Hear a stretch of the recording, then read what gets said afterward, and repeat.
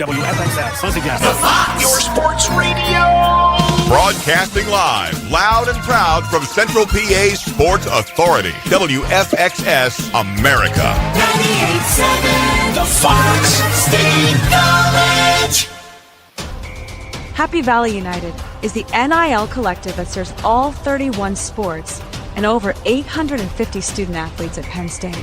These opportunities allow student athletes to engage with charitable causes and participate in business engagements to build their brands while making a positive impact. The collective connects fans, alumni, businesses, and charities with student athletes harnessing the power of Nittany Nation. Go to happyvalleyunited.com to connect with your favorite Nittany Lion team. Whether a department outing, entertaining your clients, or reconnecting with your family and friends, let Revel XP take the hassle out of tailgating. Simply show up and immerse yourself in the tailgating experience. Full service includes bellhops helping upon arrival and tear down when you're ready to leave. Revel XP elevates your tailgate. Reach out to us directly at 814-933-4100 or go to revelxp.com for more info. Two of the top names in local printing have combined to serve you better. King Printing of State College has merged with theprinters.com, forming one of the 400 largest printers in America. Combining traditional offset printing and digital workflow techniques, theprinters.com can print, assemble, package, and ship to anywhere in the world, all with the same high quality customers have known and trusted for over 50 years. Buy local and save. Get started today at theprinters.com. I'm the Modelo Recruiter, and I'm looking for fans with good hands and great speed. The ones who stay focused and never miss a play. They go the distance on game day, even when their team is away. I'm always watching, always looking to reward more full-time fans. Because football isn't really football without you. A lot has changed about State College. One thing that hasn't is W.C. Clark's Coffee Roasters on 234 East Calder Way. 30 different varieties of specialty coffee beans sourced from over 25 countries and roasted with love each morning in Happy Valley for over 45 years. They'll ship their fresh roasted coffee from their doorstep to yours. Order online at statecollegecoffee.com. That's statecollegecoffee.com. Hi, welcome to Timberland Federal Credit Union, a financial cooperative for its members, tracing all the way back to 1973. Experience Timberland Federal Credit Union, where you're greeted with a smile and financial solutions are tailored to your unique life journey. Here, we're not just financial professionals, we're your neighbors, people invested in your financial needs, literacy, and empowerment. Your dreams matter to us, whether they're about buying a home, growing a nest egg, or embarking on new adventures. TFCU draws from the past and invests in the future, offering modern tools like online banking to give you the freedom to manage your money practically anytime. Additionally, we're passionate about giving back both time and resources because enhancing our community is at the core of why we're here. Visit TFCU in person or online to learn more about our services and apply for a membership today. Hello and welcome to Friday Football Frenzy, brought to you by Keystone Sports Network, Fox Sports Radio 98.7, and Happy Valley United, the Penn State collective supporting over 800 student athletes. Now, let's start the football frenzy. Oh, yeah. I think it may have even been the... Hello and welcome to the first edition of the Friday Football Frenzy. Hello. Hello. That is Chris Bucanani, in case you didn't know. Hey, everybody. You're not going to let me get through my intro. Nope. I'm going to try it again. I don't have to be the host today, Jim, so I'm going to enjoy making your life miserable the way my co-hosts do to me. And so you're already starting. Let me try it again. Hello, and welcome to the first edition of Friday Football Frenzy on Fox Sports 98.7 in State College. We're coming to you from the brand new Buffalo Wild Wings in downtown State College. And guess what? Our show is brought to you by Happy Valley United, the PSU collective serving over 800 student athletes. I am Jim Galante, along with, yes, you guessed it, Chris Bucanani. Chris, welcome to Thanks the first edition of our show. Yes, downtown is popping, man. It's so interesting to me as somebody who's lived here for a very long time to watch the cycles of kind of downtime and construction and rebirth that we see downtown. We're really in an upswing here, and BW3 is coming to Downtown State College right here on Calder Way is a big part of that. It's fantastic. I already hit some wings for lunch.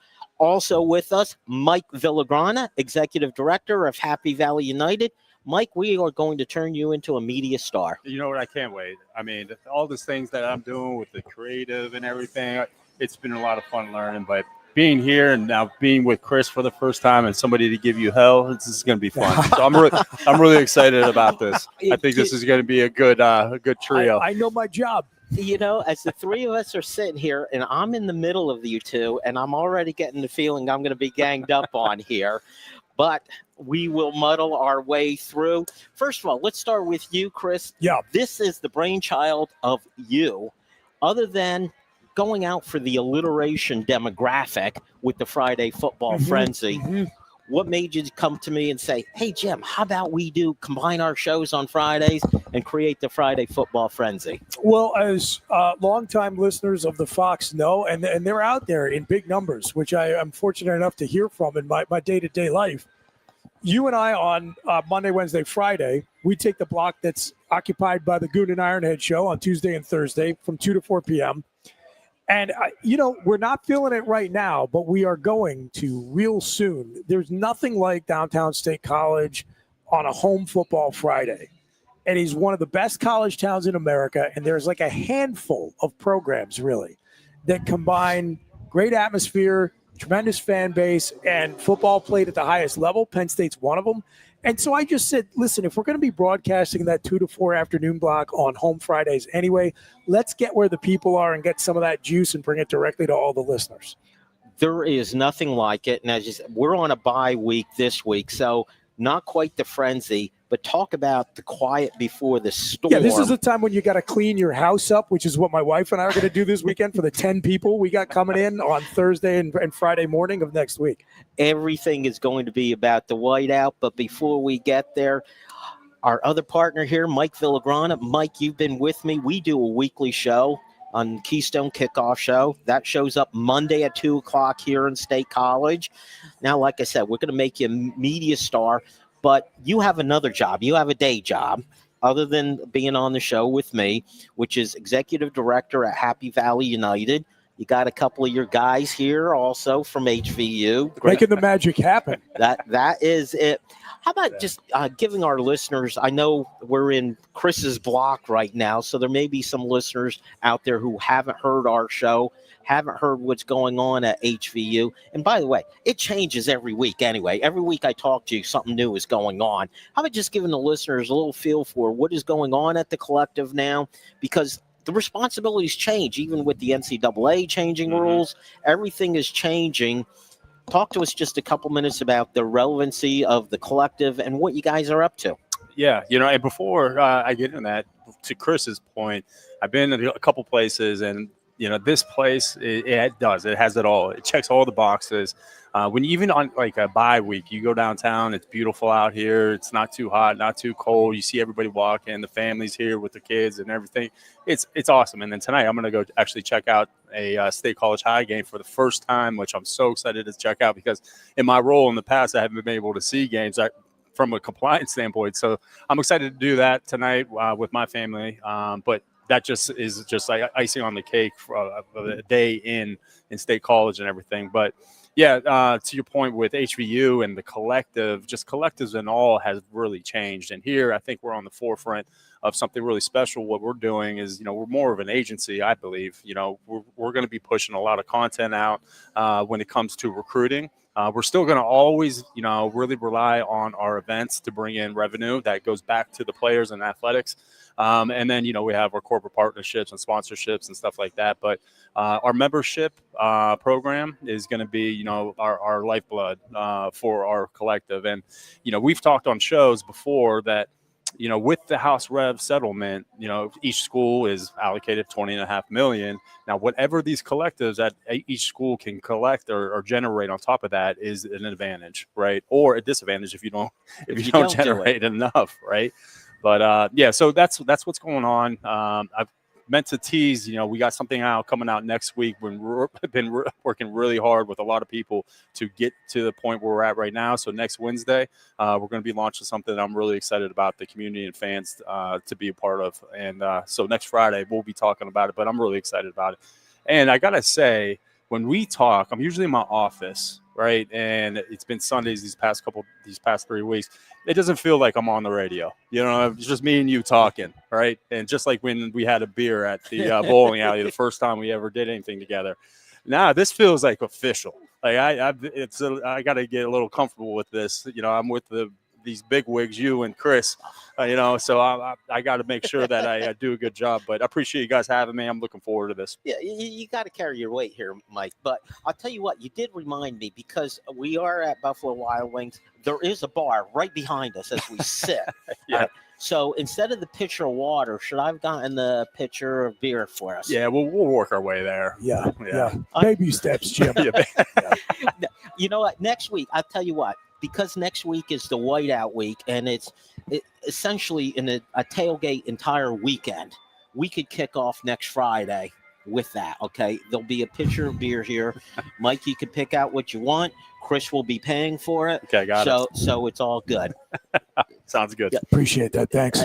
Absolutely no problem at all. And just because you guys, Mike, you mentioned about going to the local high school game tonight with State College. Chris, before the show, you said you're going to go. People who listen to my show regularly know if we even mention high school football. I know what's coming. Here we go. If it's even mentioned, we've got to talk about those Berwick Bulldogs. Yeah. I'm beginning to learn this about you. Berwick, everything. We always have to bring up Berwick no matter what we're talking about. Somehow it gets integrated in our conversation. Well, let me correct the name. It's not the Berwick Bulldogs. It's the undefeated Berwick Bulldogs as we speak, okay? Just so you know. All right, I promise to move on to talk actual football. We do have the whiteout coming, as you guys and I have mentioned, next week, which is going to be awesome. We will get there. We've got 2 hours, so we got plenty of time to talk about everything. But if you guys don't mind, a little bit, we're going to look back a little bit. Sure. We are through the preseason, out of conference schedule. It was just, a killer schedule to get through, and they managed to squeak by undefeated in those first 3 games. What I want to do is get the take from each one of you on what you saw, because it's so difficult actually to come to a final conclusion when you see the out-of-conference schedule. Yes, we all know that these were games the Nittany Lions should win. They should win by a lot, and they actually did. But we're looking for little hints, little keys going on. And I'm going to start with you, Chris, but before we get there, I just want to point out Oregon's out-of-conference schedule last year. They struggled with Idaho, and at the end of the regular season, they were undefeated #1 ranked team in the country. Yeah, and beat our Nittany Lions in the conference championship game. So, with that said, you saw 3 games, you witnessed 3 games. What are the things that stuck out to you? Well, I'll add another caveat, Jim. You left off with Oregon. I'm going to lead with Oregon. I think we may so far, and they're going to play Oregon State this weekend in their rivalry game, although the Beavers are 0-3 and look really bad. We may have actually learned more about how far Oklahoma State's program has fallen than we did that, Oregon is necessarily some unstoppable Death Star, because I went back and I spent a good amount of time going back and looking at the Oregon Northwestern game, and Northwestern's not good. Okay, I think their offense can be described as very bad, and their defense can be charitably described as kind of bad. And yes, Oregon was able to move the ball on them, but kind of in the same way that Penn State did against its schedule. And so to switch and talk about the Nittany Lions, I think it's unavoidable and fair to say that the results through 3 games so far this season have not necessarily instilled the confidence you probably hoped you had based on the preseason expectations. But after watching 3 weeks of Penn State against competition, that everybody, just from looking at the names of the schools and knowing not a thing about anyone on the opponent roster, could tell you what to expect. One thing I know from spending a lot of time, and Mike, I'm sure you can echo this, talking to guys who have played, you know what you're seeing on tape. And Oregon's guys knew what they were seeing on tape. They knew what they had coming in. There's no sport that gives you as much variability from week to week necessarily as when you've got 18 to 22-year-old kids playing college football. I just think there's only so much you can project from looking at a team playing inferior competition the way Penn State and Oregon have. They understand the circumstances coming in. And so to me, I look for two things. Number one, can I point to some areas of incremental improvement from week to week?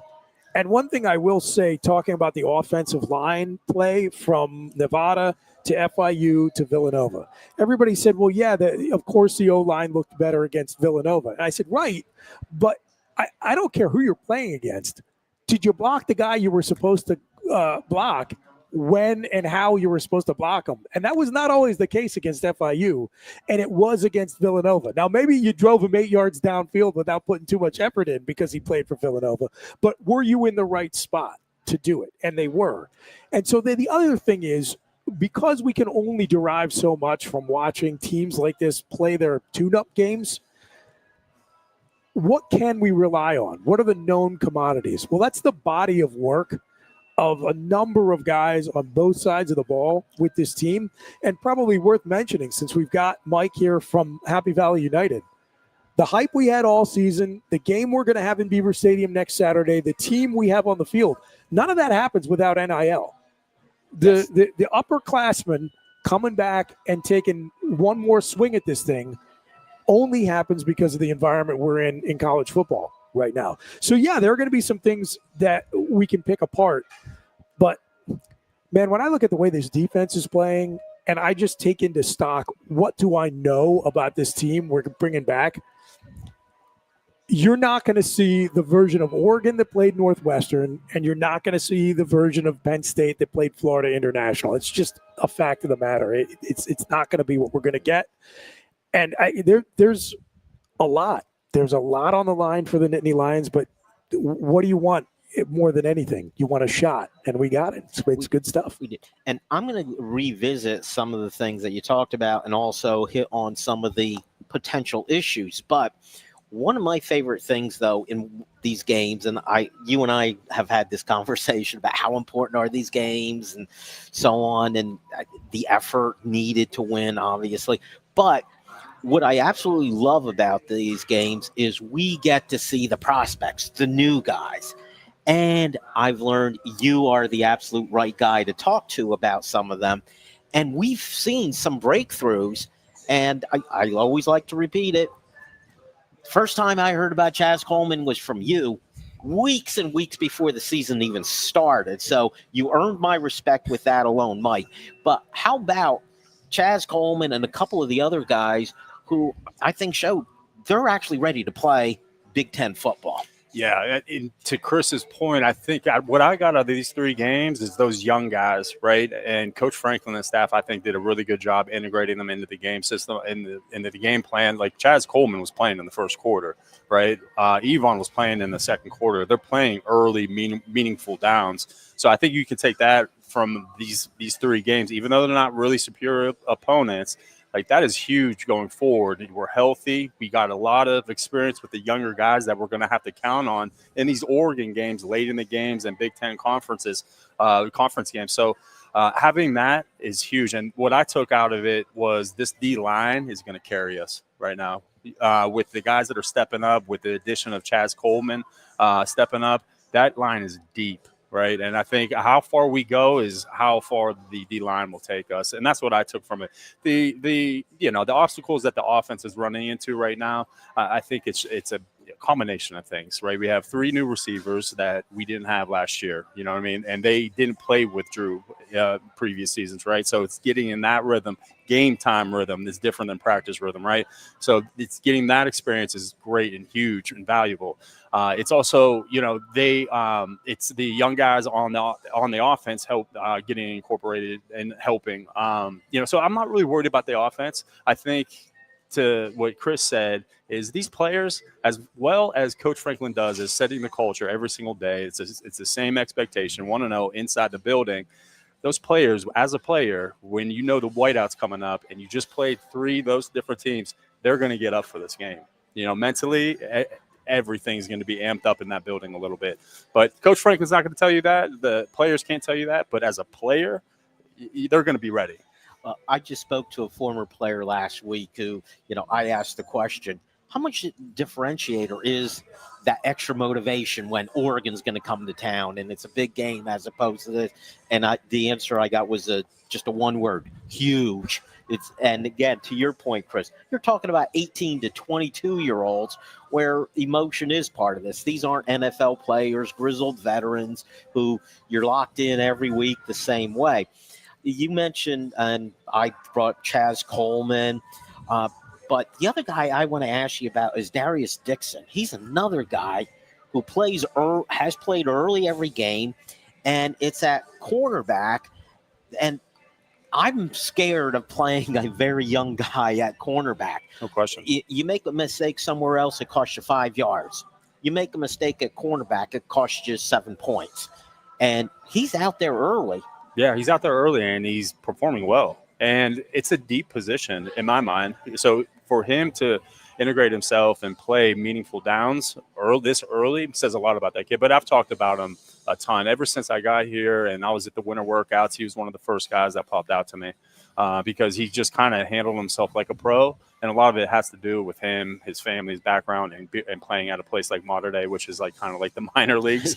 It's nicer than some FCS schools. So we're going to see a number of Mater Dei kids on Oregon's roster when they come in next week. Yeah, and he's just, you would think this is his 3rd, 4th year in the program. The way that he kind of operates, handles himself like a pro on and off the field. And remember, even in this NIL deal, this era, they still got to go to class, right? And this isn't a school that you can just take that lightly. So him being able to handle that as a freshman and play meaningful downs and bring more depth to that position is huge for us. But again, it also helps a young guy in DBs if we have a really strong defensive line to get to the quarterback, right? So they don't have to cover as long. So that also helps. So that's a good combination. But yeah, he's a good one. And you talked about Chaz. Yvonne is having a good year too, playing as a true freshman. And then, and Jermaine Joseph. So then we saw that. And by the way, you mentioned Mater Dei out in California, great football program. That program is almost as good as Berwick football. I just wanted to see if I could get away with it, and obviously I did. And Chris, I want to get back to the offensive side of the ball. So the Bulldogs no, I'm kidding. Let's get back to the Penn State and the offense, and that's where I'm sure your listeners, you've heard back from them. I know I have. Let's look at some individuals. Sure. You and I, we've been talking Penn State football through the entire offseason, even back to last spring. Literally minutes after that, Drew Aller threw the interception against Notre Dame. We started looking forward to this season, and there are people, me, who said, this team goes as far as Drew Aller will take them, because I'm so confident everywhere else that I look at him as the variable.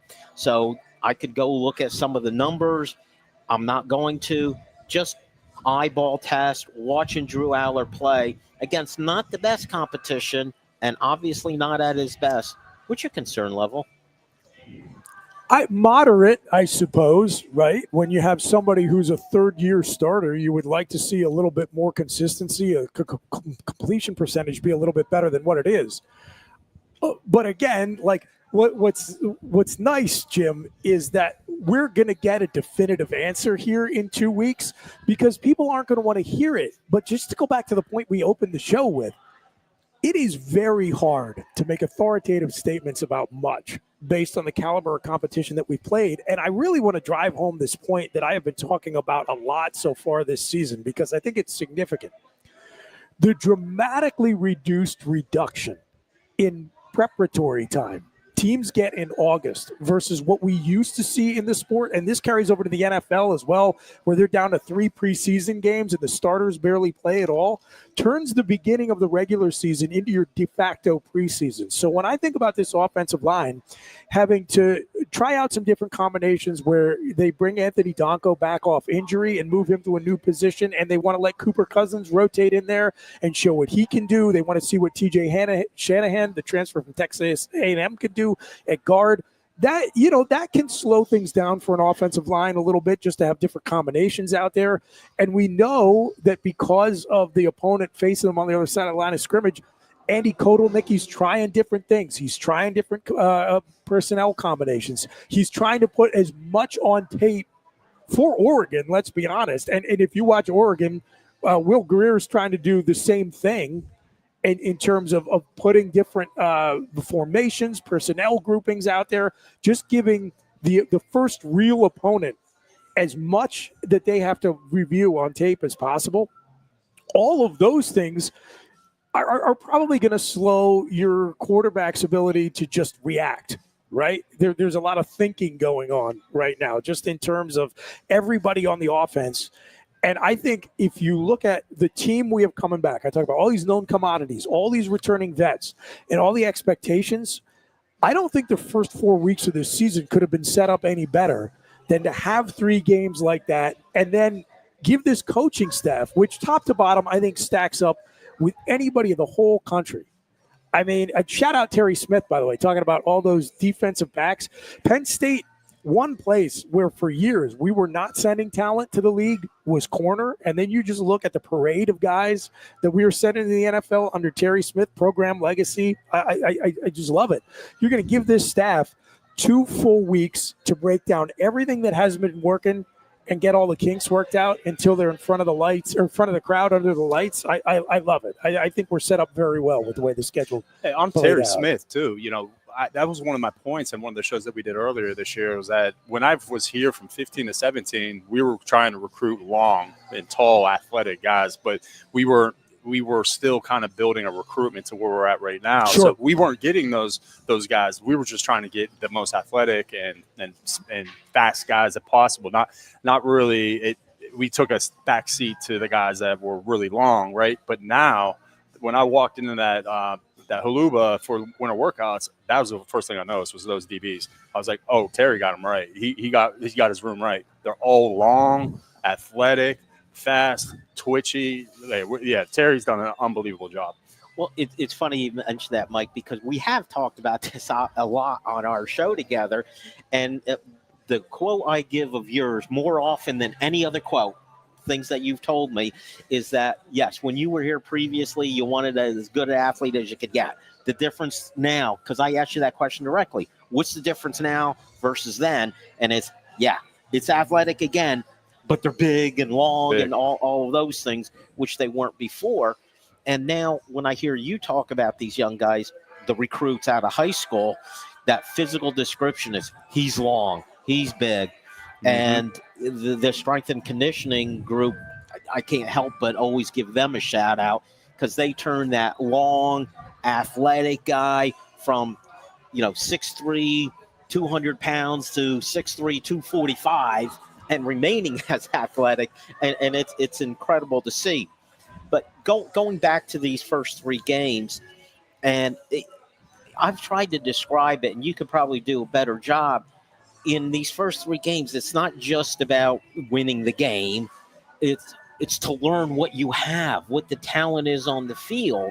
Could you explain a little bit to our listeners just exactly how that mindset works? What's the end result of those goals? Because you want to find out what you got. You're not even sure yet till you get them on the field. Yeah, it's damn if you do, damn if you don't, because now people are going to, because of the expectations, everything's magnified. So if we don't run for over 100 yards or something like that, then everybody's going to crush the offensive staff for not being in sync. But then if you do play those young guys, you're going to be out of sync a little bit because it's a new rhythm. And back to the offense, everything was pretty much revolved around our tight end last year, Tyler Warren, rightfully so, right? And so we really didn't have a presence in the wide receiver room. So now we have 3 wide receivers. We have basically 2 to 3 tight ends that we can use. We have 2 returning running backs. We have a whole offensive line back, but that rhythm is not going to be there right away. So, the whole offensive philosophy from revolving it around Tyler is a big change in my mind. And then you combine that with the first 3 games playing a lot of younger guys. You're going to have some hiccups and the rhythm's going to be off. But I'm confident in the staff. And this week practice that I was at, you could tell that these guys are rolling now and they look good. They feel confident. Everybody's healthy. So I think they're going to be ready when it comes next Saturday. And you hit on one of the big things. Probably the biggest goals, other than being 3-0, was to be healthy. Be healthy, yeah. Coming out of those 3 games, and that seems to be a reason. Chris, how about we take our first break, and when we come back, we're going to talk some more Penn State football. What do you say? Can I make a point of clarification before we do? Yes, you can. Jim, one thing that happens to me is I have so many football names stuck in my head. I'll call Nolan Rucci Todd Rucci because that was his dad who played here. Will Greer is a former West Virginia quarterback. Will Stein is the offensive coordinator of the Oregon Ducks. You know what? You're right. You're right. I caught that a little bit, but I went with it. I believe it. Yeah. It was like, that doesn't sound right, but Chris knows everything. Yeah. That's my too tendency. much. Too much, Jim. He knows it. You have all those names in your head, and then you hit middle age, and bad things start to happen. It's a bad combination. Wait till you get my age, Chris. I'll be happy to take my time getting there. Fair enough. All right. We are going to take our first break on the first Friday Football Frenzy on Fox Sports 98.7. WFXS, once again. The Fox, your sports radio. Broadcasting live, loud and proud from Central PA's Sports Authority. WFXS America. 98.7, the Fox State College. Happy Valley United is the NIL collective that serves all 31 sports and over 850 student athletes at Penn State. These opportunities allow student athletes to engage with charitable causes and participate in business engagements to build their brands while making a positive impact. The collective connects fans, alumni, businesses, and charities with student athletes harnessing the power of Nittany Nation. Go to happyvalleyunited.com to connect with your favorite Nittany Lion team. Whether a department outing, entertaining your clients, or reconnecting with your family and friends, let Revel XP take the hassle out of tailgating. Simply show up and immerse yourself in the tailgating experience. Full service includes bellhops helping upon arrival and tear down when you're ready to leave. Revel XP elevates your tailgate. Reach out to us directly at 814-933-4100 or go to revelxp.com for more info.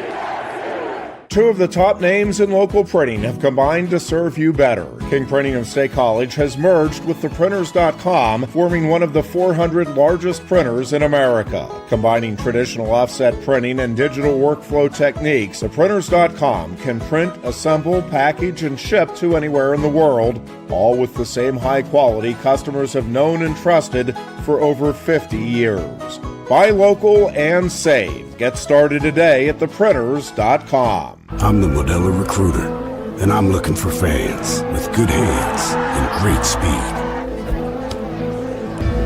The ones who stay focused and never miss a play. They go the distance on game day, even when their team is away.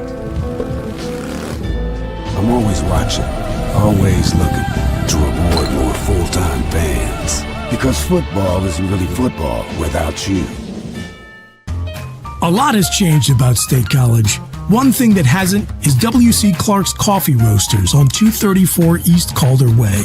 30 different varieties of specialty coffee beans sourced from over 25 countries and roasted with love each morning in Happy Valley for over 45 years. They'll ship their fresh roasted coffee from their doorstep to yours.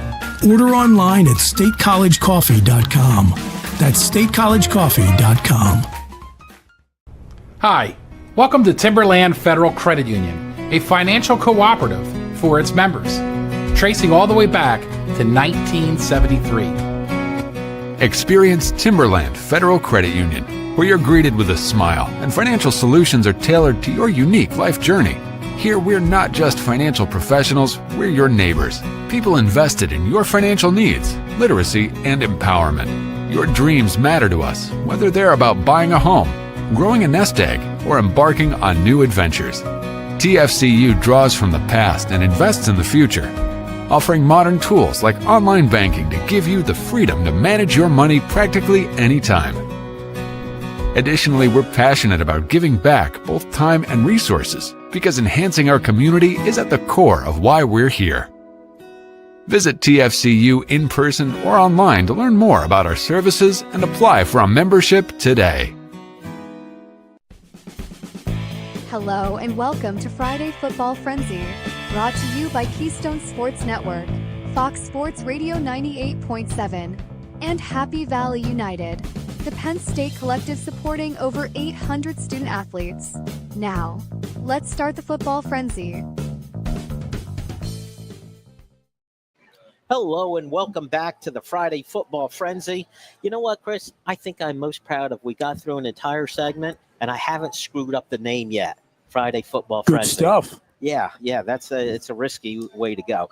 Anyway, between segments, we were continuing to talk, and one of the topics of conversation, going back to where we finished up, was with the young players and how, Chris, I'll let you take over for this question because you were asking about how prepared some of these kids are coming in. Absolutely. And we should shout out our generous hosts here at Buffalo Wild Wings. Definitely. Great to be down here. Cool to be in the heart of downtown State College. Always, never a bad time to do it.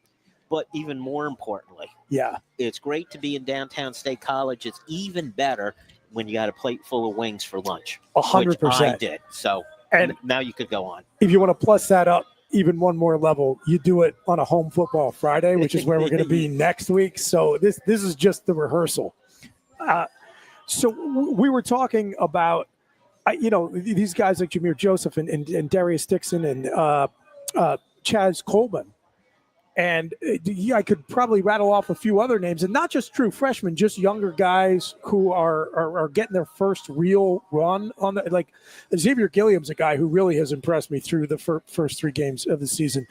But Mike, what I have just noticed is I remember I was in school here when LeVar Arrington was a freshman. And you could watch that dude cover kickoffs because Joe was not about playing true freshmen at that point in his career. You knew that guy was ready to play, and he was a serious aberration. I mean, we all know what a freak of nature as an athlete LeVar Arrington was. Those types were few and far between. The Derek Williams of the world who are ready to step on campus and make an immediate impact. It seems to me not just at Penn State, but all over college football, we're seeing more and more of those players who arrive on campus as true freshmen who are ready to go. They earn playing time, even on a stacked roster like Penn State has.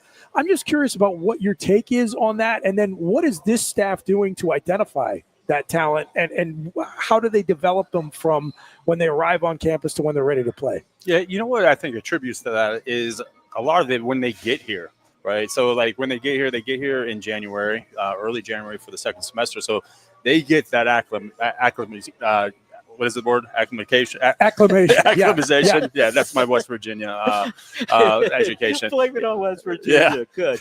So, but they get that. They get jumped right at the beginning into the winter workouts, and you get to see them right there, and then you kind of get to see their makeup, like their work ethic, how they handle adversity. It was really impressive to see Alex or Olish kind of handle the adversity in winter workouts because football people know winter workouts are terrible. They're brutal. Yeah. And you kind of get to see the people's makeup. And then, Darius Dixon, was a guy that he really wasn't fazed by anything.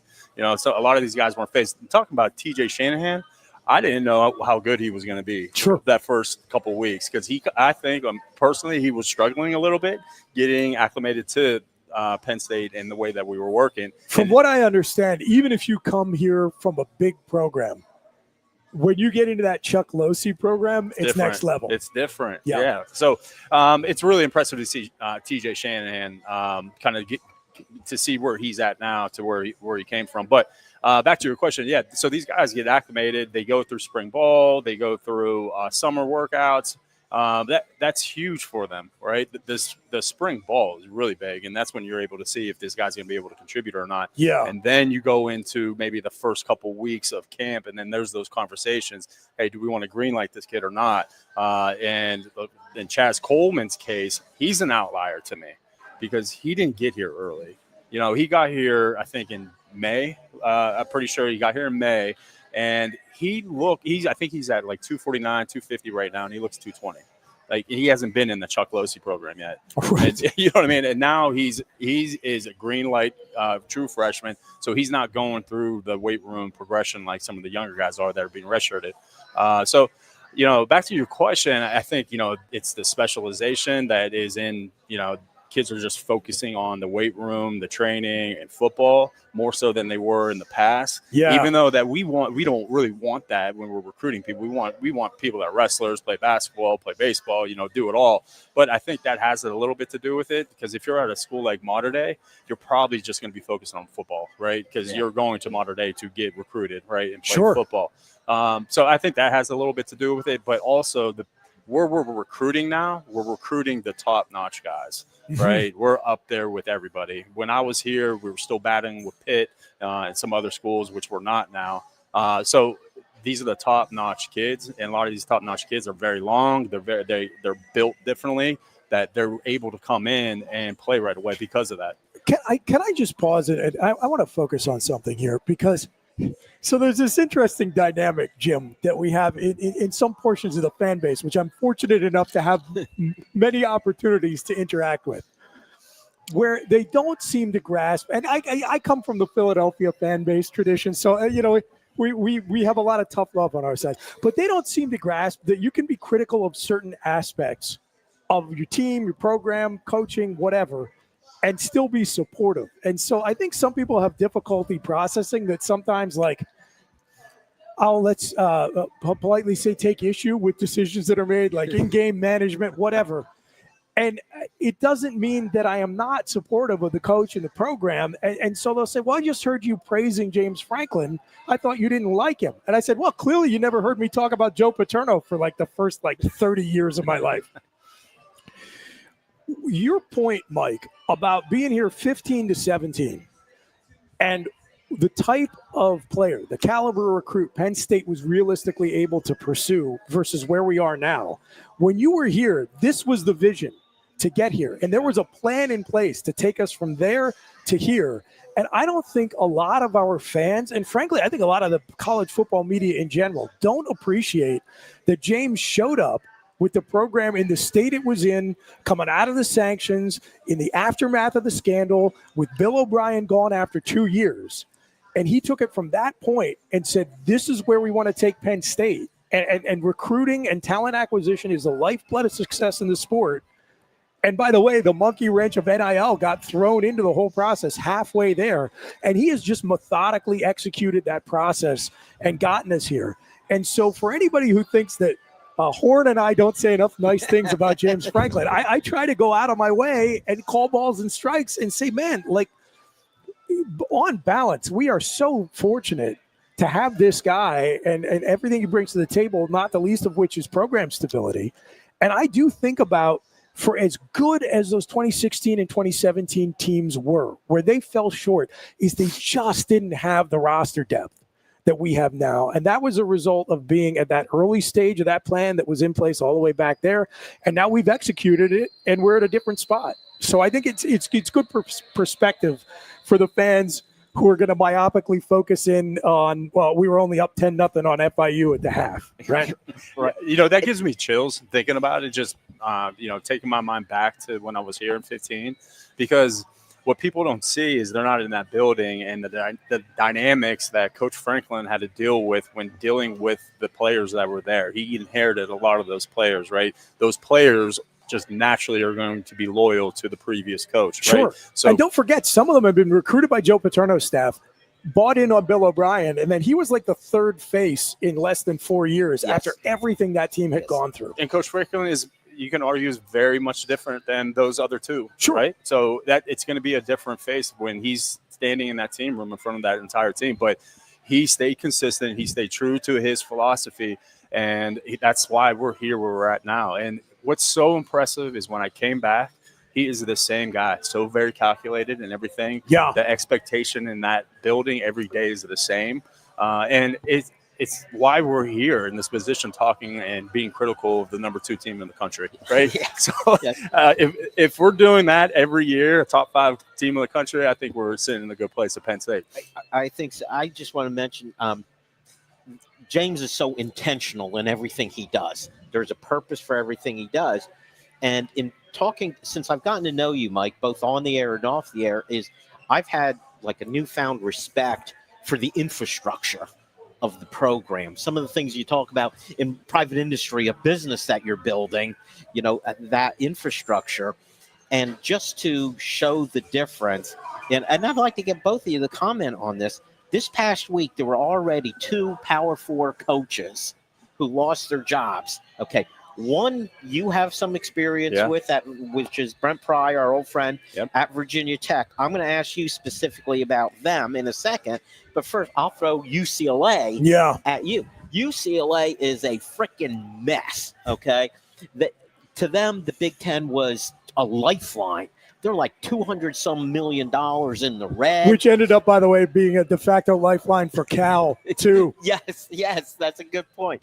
But UCLA, so this poor coach, a year and 2 games into his regime, he's already gone. How do you build a program when you turn it over? And I don't know Deshaun Foster at all. I haven't heard a press conference from him, nothing. But having to deal with, I've read enough and heard enough and know enough about the back end of that infrastructure there. It's awful. How, just to show the difference between doing it the right way and the wrong way, Chris. Well, both of those examples that you brought up, Jim, I think are additional valuable perspective for Penn State fans on the order of but by the grace of God, because those are tradition-rich programs. Yes. Those are brand name programs. It was not long ago at all, like this century, that Virginia Tech rattled off, I think, 11 out of 12 years, double-digit win seasons under Frank Beamer. Yeah. And now you look where they're at, and at least UCLA has the Big Ten's media contract and the annual disbursement that comes with that. That's one thing they can have to make that job look attractive. Virginia Tech doesn't even have that. And, I was joking about how it was a lifeline for Cal when UCLA joined the Big Ten. That's because of the university governance system out there in California. And that's an additional layer of complication you deal with in college football. What is your university governance like? And that's been one of the obstacles for UCLA that USC doesn't have to deal with. They're in the same town. They want to believe at UCLA that they're playing in the same pond as USC, but USC is a private school. And so there are obstacles in the way there. And all I can say about Deshaun Foster is, other than as a dude who ripped up the Eagles in the 2003 NFC Championship game, it's something for me personally to say I have some pity for him. I have some sympathy. But I just hope his agent set him up with a good buyout, a good golden parachute, because I always hate to see a beloved alum at a program step in and try to bail his alma mater out, which is absolutely what Deshaun Foster did. He was set up for failure from day one.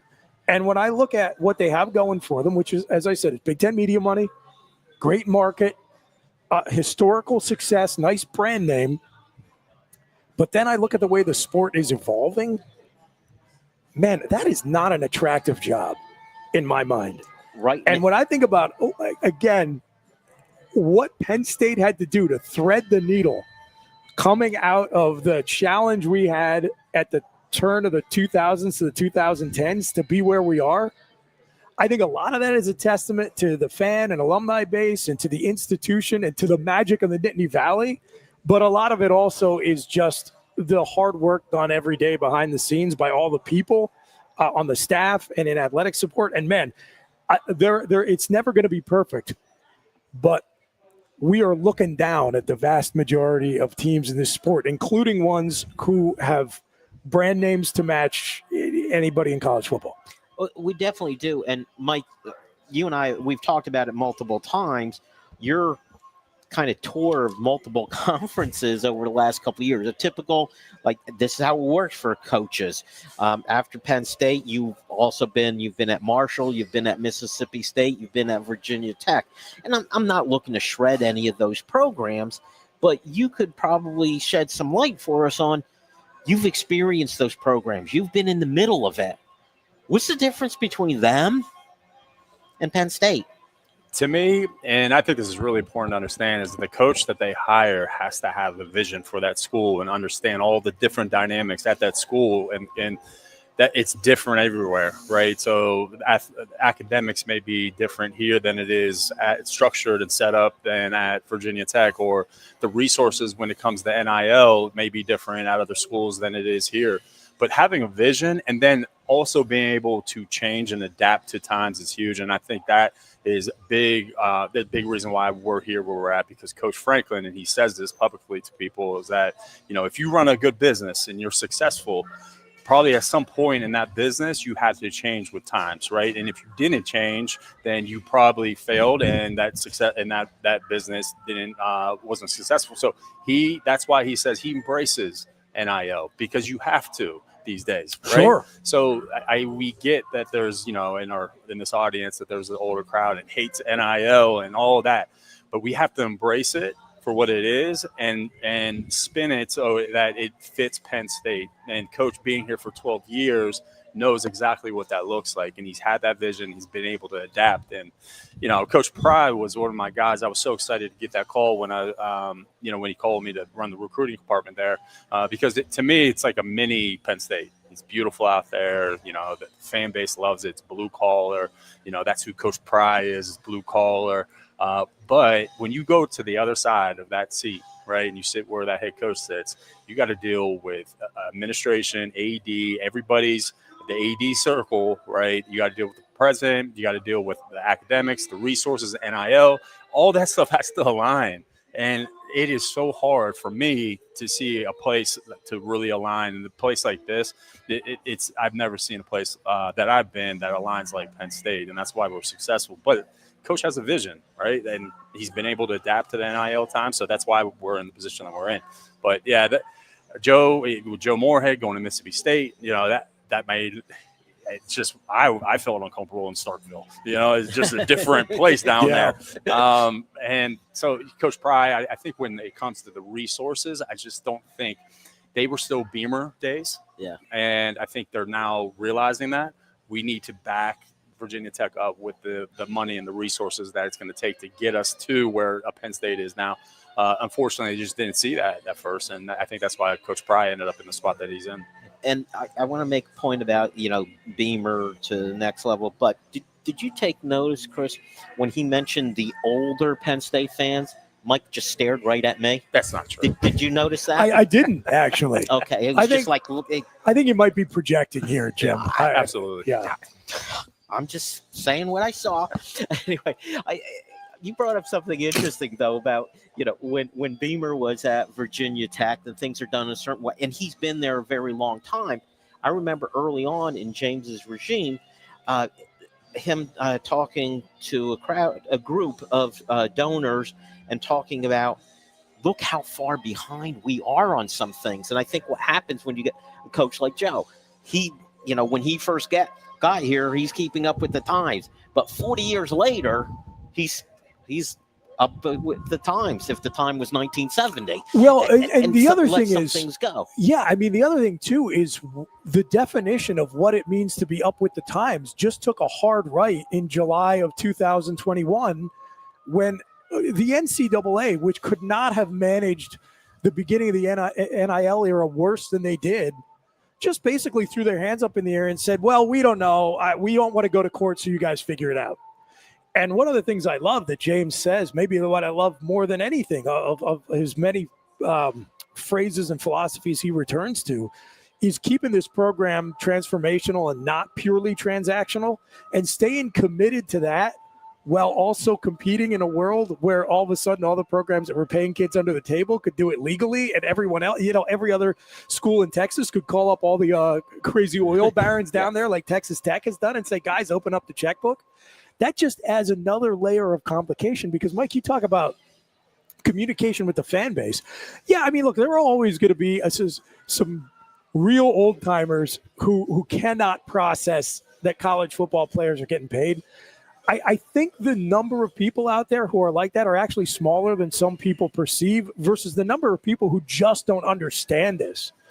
You know, if you have the resources to be a significant NIL backer, the odds are you are probably busy doing whatever it was that made you that wealth, and you don't have a lot of time to figure out the way this sport you've known your entire life just changed completely. And so I think a big part of it has just been taking the time to communicate to the fan base.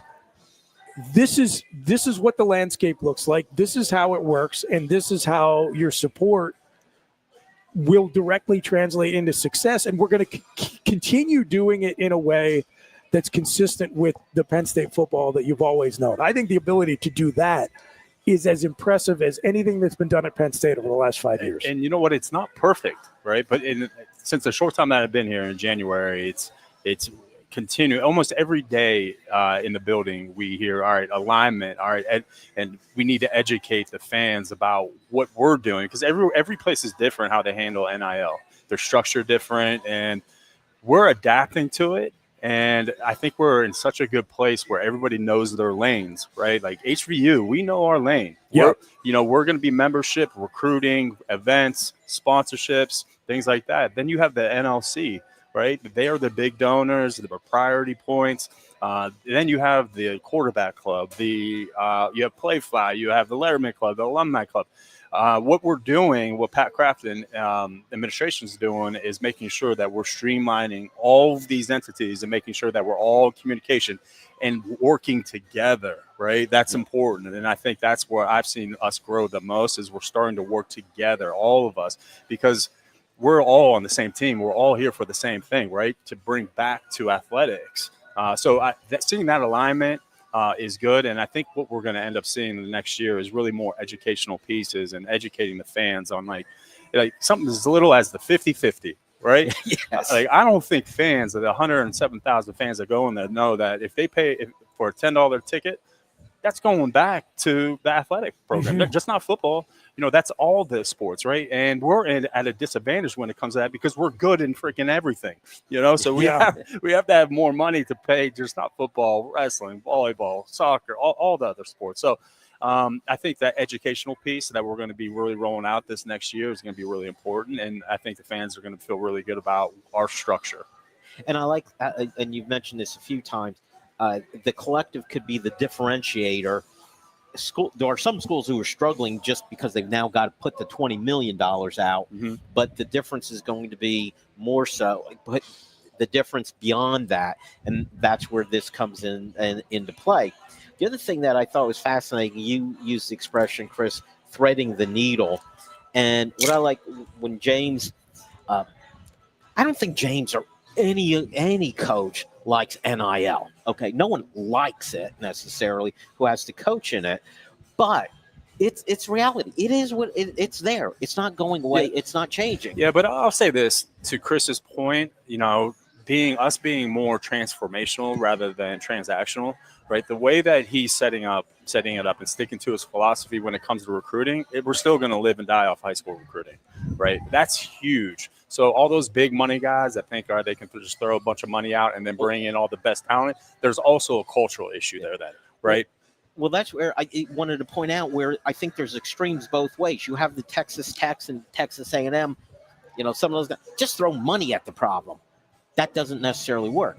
You have the other side. You have Dabo, who, far from embracing NIL and the transfer portal, I don't have to do that. Well, I think that's coming home to roost for him, those issues.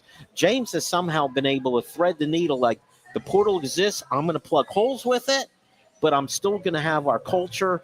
It's going to be transitional, what we do here, not just transactional. And that, I do believe, is threading the needle. Tell you what, Chris, how about we take our second break? What do you think? Sounds good to me. Let's do that. And then right after the break, we'll come back here from Buffalo Wild Wings. I want to talk about whiteout and everything about the whiteout. We'll do that when we come back. WFXS, once again, the Fox, your sports radio. Broadcasting live, loud and proud from Central PA's Sports Authority, WFXS America. 98.7 The Fox State College.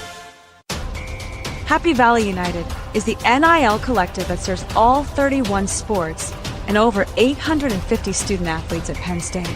These opportunities allow student athletes to engage with charitable causes and participate in business engagements to build their brands while making a positive impact. The collective connects fans, alumni, businesses, and charities with student athletes harnessing the power of Nittany Nation. Go to happyvalleyunited.com to connect with your favorite Nittany Lion team.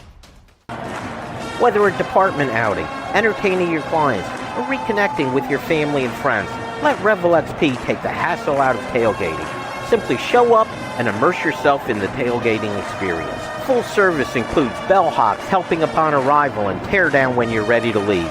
Revel XP elevates your tailgate. Reach out to us directly at 814-933-4100 or go to revelxp.com for more info. Two of the top names in local printing have combined to serve you better. King Printing of State College has merged with theprinters.com, forming one of the 400 largest printers in America. Combining traditional offset printing and digital workflow techniques, theprinters.com can print, assemble, package, and ship to anywhere in the world, all with the same high quality customers have known and trusted for over 50 years. Buy local and save. Get started today at theprinters.com. I'm the Modelo Recruiter, and I'm looking for fans with good hands and great speed. The ones who stay focused and never miss a play. They go the distance on game day, even when their team is away.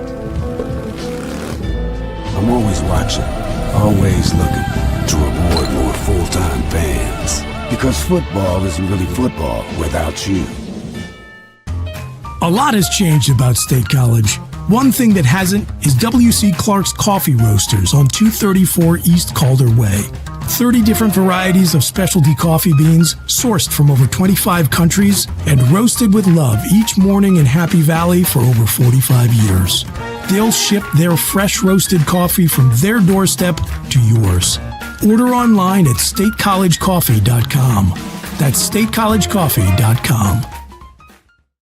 Hi, welcome to Timberland Federal Credit Union, a financial cooperative for its members, tracing all the way back to 1973. Experience Timberland Federal Credit Union, where you're greeted with a smile and financial solutions are tailored to your unique life journey. Here, we're not just financial professionals, we're your neighbors. People invested in your financial needs, literacy, and empowerment. Your dreams matter to us, whether they're about buying a home, growing a nest egg, or embarking on new adventures. TFCU draws from the past and invests in the future, offering modern tools like online banking to give you the freedom to manage your money practically anytime. Additionally, we're passionate about giving back both time and resources because enhancing our community is at the core of why we're here. Visit TFCU in person or online to learn more about our services and apply for a membership today. Hello and welcome to Friday Football Frenzy, brought to you by Keystone Sports Network, Fox Sports Radio 98.7, and Happy Valley United, the Penn State collective supporting over 800 student athletes. Now, let's start the football frenzy. Welcome back to the first edition of the Friday Football Frenzy on Fox Sports 98.7 in State College. We are at the beautiful Buffalo Wild Wings in downtown State College, the place to be, especially on a football weekend. I just want to mention this. Chris, we are 1 hour into our first show with Chris Bucanani. I'm Jim Galante. Mike Villagrana, Executive Director at HVU, is with us. We're an hour in. I don't think they've kicked us off the air yet. That's a good sign, is it not? No one's called me from the station and said we're off. So I think we're good to go. Keep the fingers crossed. Yes. It'll go forward. But what I'm most looking forward to, guys, is we're going to do this again next week on Whiteout Weekend from 2 to 4 right here at Buffalo Wild Wings. Yeah. This one was kind of the dry run, the first one. So far, so good. Love to have some of the folks listening to us showing up next week. Show up live. Get yourself some wings. They have some great lunch specials here. I've got up close and personal. I mentioned before the break that we were going to head towards the whiteout, which is coming up next week. But before we get there, we were having the conversation about just where things stand with the Penn State football program and what James Franklin has done. Again, I'm going to steal your expression. He's really threaded the needle in dealing with transfer portal, NIL. And you could witness this, especially if you look around at some of the other programs. Some of them just threw money at it. Some teams, they're completely reborn. It's a new team every year. They're bringing in 30 or 40 transfer portal guys. Yeah. It's tough to maintain a culture when you do that. Again, I think James kind of threaded the needle, Chris, bringing in areas of need and bringing in the right guys. Yeah, well, before we went to break, I was just listening to what Mike was saying about, kind of how we manage our roster. And I think it's really important from the perspective of, as you just said, Jim, maintaining institutional culture. What we've been able to do in terms of judicious use of the transfer portal while still keeping the overall talent level up is really impressive. And I'll use an example with next week's opponent. Oregon was able to have a lot of success against a very good Tom Allen coached defense in the Big Ten championship game. They're returning only 2 starters from the offensive line that we saw in Indy last year. And the other 3 guys who aren't coming back from last year's team are from the transfer portal. 2 out of the 3 have been at multiple institutions over the course of their careers. And then you look at Penn State and just the way we have selectively attacked positions of need. Very rarely do you see Penn State lose an impact player out of the transfer portal. And,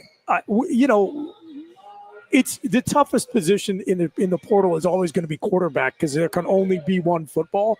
But when I look at the rest of the roster and I say, who's the biggest impact player who's departed Happy Valley via the transfer portal?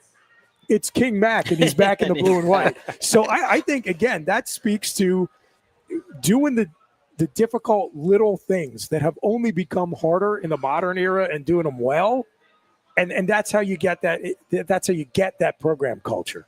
And Mike, it's as if James understood that that retention of talent is so critical. It's as much as bringing in other talent, as Chris pointed out, quarterback, it's a unique position.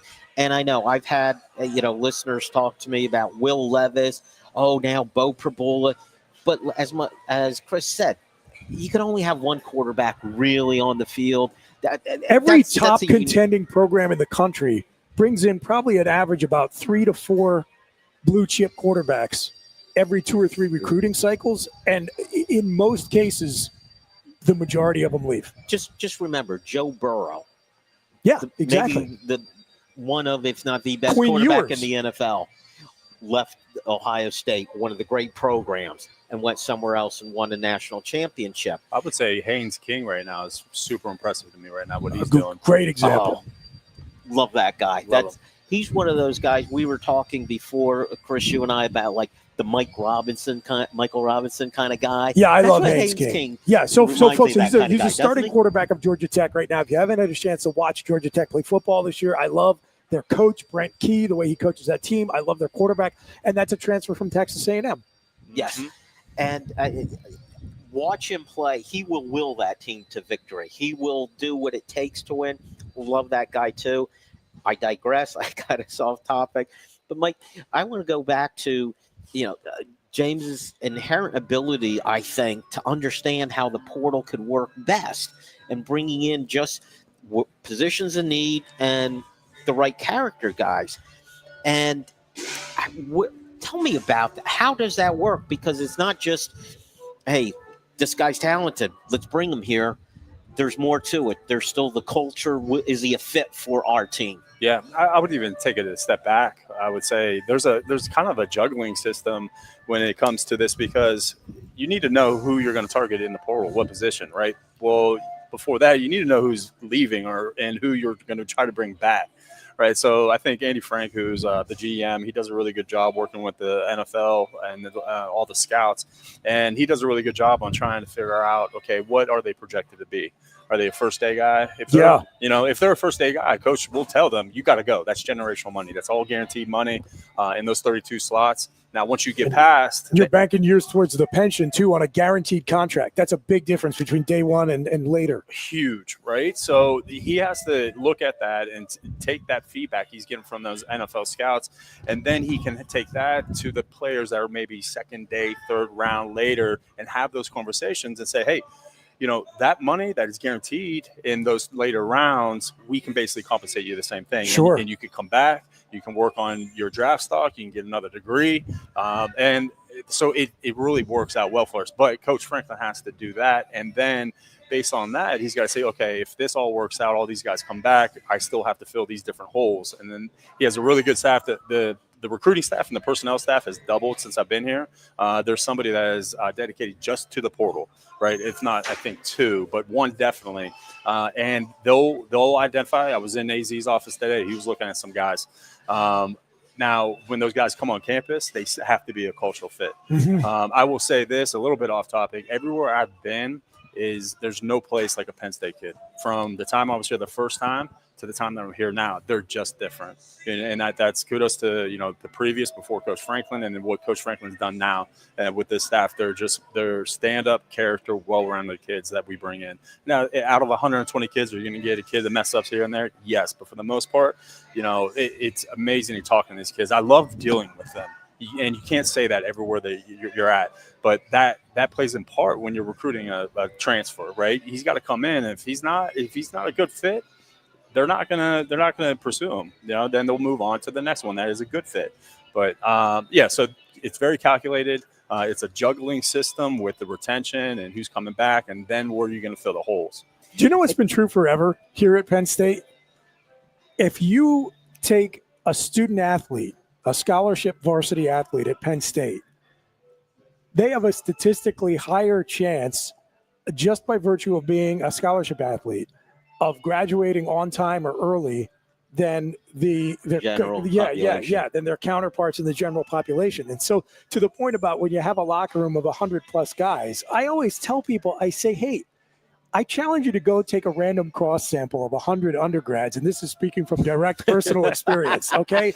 Like, you are going to find some dopes, I assure you. And my suspicion is you are going to, on average, find a higher percentage of dopes in your random sample of the general pop than you are just going up and taking all the guys in the football building. I'm not even going to go back to my day. No, we're going to change topics on that. And I would say that for all sports that I've been around. I think that's correct. They're all super impressive kids. And to the coaches, the Pat Kraft, the guy hiring all these coaches, every coach that I've dealt with are awesome to deal with. Talking about knowing who is a good fit for the program, I think back to Johnny Dixon when he came here from Florida State. He's an example of one of the things I like best about the portal era. And as a fan, I'm not in love with the transfer portal. I think they're doing things to tweak it. But one of the things I always loved about college football was in the NFL, a guy signs a contract with the Eagles. I love him. He becomes a free agent. He goes to Dallas. I hate his guts. It is purely transactional, right? I'm rooting for laundry, as Jerry Seinfeld pointed out. And I loved in college that, it's like, hey, those guys they're Penn Staters. Yeah. They're having a different undergrad experience than I had, but they're going to class in the same buildings. They're hanging out at the same places downtown. And when they leave, they're Nittany Lions for life. And so that's been a little bit of an adjustment for fans like myself. But one of the things I hated about college football was everybody has a lousy batting average in recruiting. You're going to miss on most of the kids you invest time on. And what the transfer portal has allowed for is for teams to get a second bite of the apple where you put work in developing a relationship with a player and getting to know who they are and how they might fit with your program. There's opportunity down the line to maybe get them on campus and get them in a Penn State uniform, even if you miss in the high school recruiting cycle. Well, I would love to have a conversation with Anai White, who he's another great example. Sure, at a Texas A&M kind of program that from afar seems to be very transactional. I'm glad you brought up Johnny. You think, Jim?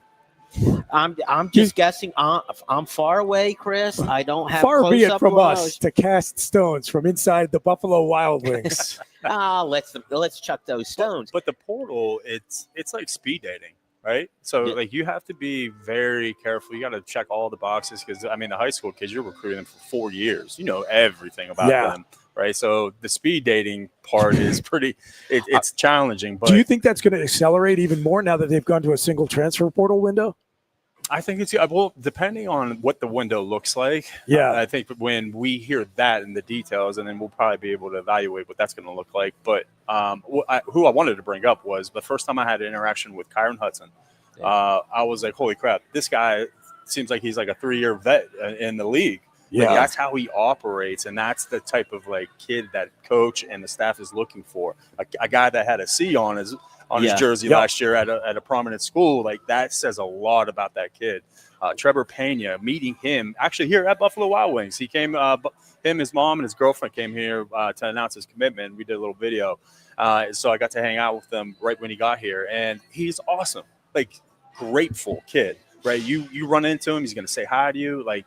Those type of kids, those are Penn State kids, and when you talk to them, they're going to look at you in the eye and they're going to articulate. It's really neat the process through the portal because they're finding guys that to fit in the guys that have been here for 3-4 years, which is really big in that locker room.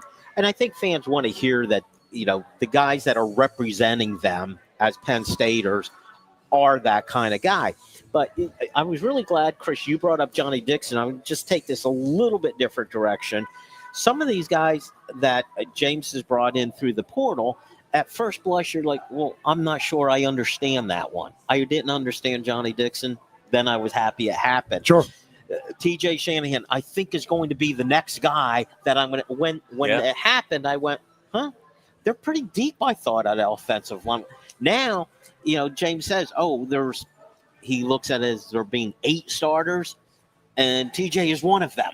Yeah. So I'm going, oh, that's why. Yeah. You know what's funny about the A&M guys is everyone in workouts. I think I alluded to earlier about TJ. They both kind of struggled, and I'll say they did, and they didn't seem like a fit from a work ethic standpoint. And I think there were some concerns, but to see both of them now succeed is really cool, and them adapt to the culture that Coach Franklin has. We didn't adapt to their culture. They adapted to our culture, which is really impressive to them as kids. And again, kudos to, the speed dating part of the transfer portal, knowing that these kids will be able to get through the adversity of coming here at first and get to where they're at right now, which is a prominent role. Exactly. All right. Can I shift gears to the whiteout? Yeah, let's do it. Yeah. You know where I want to start? Don't ask me, Jim. You're the host. That's right. And that's what we are going to do because I say so, Chris. But before we get to the current, the whiteout, and I want to hear, from you, Mike, about just this week and how the effect recruiting is such a big thing with the whiteout. But I want to go back into history a little bit. You and I talked about this a bit last week. I was on your show. Yeah. And last week they honored the 2005 team, which was right where the whole whiteout thing started. A lot of folks aren't old enough to remember a time when this was not the greatest show in college football here at Beaver Stadium. Yeah. It was relatively quiet. Yeah. And I think our listeners need to hear, how did this start? How did this happen? How did it go from, a bunch of people sitting on their hands to the greatest show in college football? Yeah, I mean, you look at a couple of milestones. That's absolutely correct. I know, talking to guys who played here in the 90s, like we did not have the reputation that we do now, where we're at or near the top of every list of the most hostile environments in the sport. I used to get super frustrated as an undergrad. I'm like, we got 98,000 people in here, and I think it's quiet for the support we should be giving our team. And then, like longtime fans know, Penn State really hit the skids at the turn of the 20th century. We had 4 losing seasons in 5 years, and that did not happen at Penn State, not ever. No. Joe had his first losing season of his career in 1988. It hadn't happened for 50 years prior to that. 1938, back when we had no athletic scholarships, was the last time Penn State had finished with a losing record. So to do it 4 times in a 5-year span was unheard of. And so at that time, you had our director of marketing and branding, Guido D'Elia, trying to look for ways to keep the fan base involved. And all kudos to the world, to the students at that time who stuck with Penn State and stayed loyal and stayed enthusiastic, even as the product on the field was not great. And he came up with the idea that we want to unify the student body, so we'll have them all wear the same color. And the first time we tried it, didn't turn out so great. We probably ruined Kyle Orton's Heisman Trophy campaign at Purdue, but we didn't get the W. But people liked the idea enough that it had legs and carried forward into the next season when the team was ready to compete. And so one of the most important games probably in program history was the Ohio State game from 2005. Honestly, this game coming up next week might be the biggest, most critical for the future of the program since that game. And that was really the night that the whiteout was born. And then once it was established that they could successfully pull it off and create this spectacle and this great visual for television in the student section, then you had the idea, could we extend it to stadium-wide? And so that was the Notre Dame game in 2007. You got a marquee opponent. You're going to be playing in prime time. And there was, I know, a lot of stomach acid about whether or not the fans were going to play ball. And when everybody just pulled it off so successfully, then we knew we had something. And then, there have been some unbelievable games, the 2008 Illinois game, the 2013 4 overtimes against Michigan, the 2016 Ohio State game. There have been significant moments that have happened inside Beaver Stadium at these all-stadium whiteouts.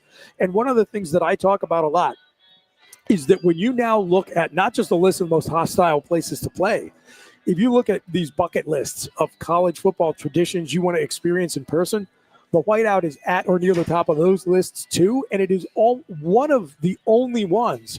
And probably Enter Sandman at Virginia Tech is another of a very short list that haven't been around for decades, that have originated in the 21st century. And I think that's pretty cool. It is. And all of a sudden, the fan base, they were not attending the game to watch the show. They're part of the show. Yes, no doubt. And to me, you mentioned Michigan, the whiteout where Michigan had to call a timeout before their first play from scrimmage. At that point, the crowd just erupted, and I don't think they were cheering the team. They were cheering themselves. Which is ironic because you remember what happened to Penn State when Michigan came here the first year we competed in the Big Ten, don't you? You know where I'm going with this. Go do it. I don't know if you know this or not, Mike.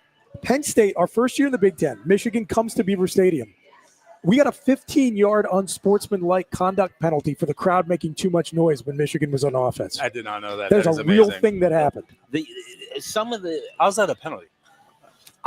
Because I played the game. I'm around it. I never heard of that. Welcome to the Big Ten, I guess. Yeah, welcome to the Big Ten for Penn State. Maybe that's why Coach Franklin's always yelling at those guys. Oh, and it's so deserved. Some of the calls that I had Ben Hartsock on our show one time. Okay? Yeah. Well, don't get me started on full-time officiating. He's the tight end from Ohio State who caught a pass on the bounce and it counted. And to his credit, he didn't even try to cover it. It's like he just plain admitted it. You're always supposed to pretend like you caught it, and they went along with it. What am I supposed to do? So that was the kind of thing. But so, we're all impressed with ourselves, the fan base, that it's a victory. But unbeknownst, I think, to the fan base, there is another group of people who attend this game, and those happen to be these young men who are being recruited to Penn State. And Mike, you've been in recruiting. You were part of it at Penn State previously. In your role now with HVU, you're part of it.